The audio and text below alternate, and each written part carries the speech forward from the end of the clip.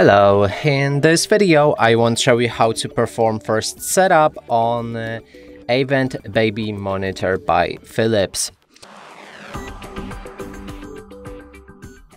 To do this, first you will need to download an app called Avent Baby Monitor.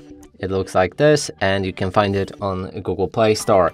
Then create the account and after that we'll be able to add a new baby monitor.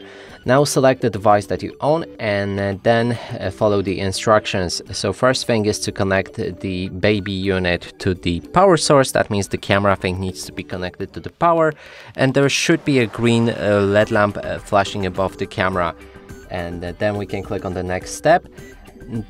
After that, click on these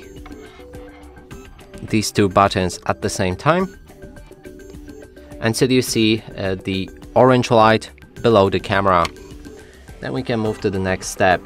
Now we'll need to enter our Wi-Fi password, but in this case I'm going to change the Wi-Fi password to 2.4G since 5G networks might not be available for that camera. Now enter that password and click on the next.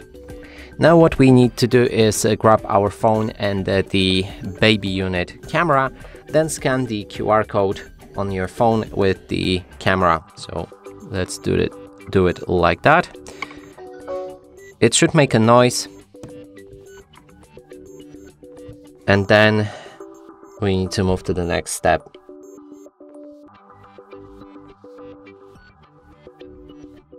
And here we have it. Our camera have paired with the phone and the screen unit, which means the setup is done.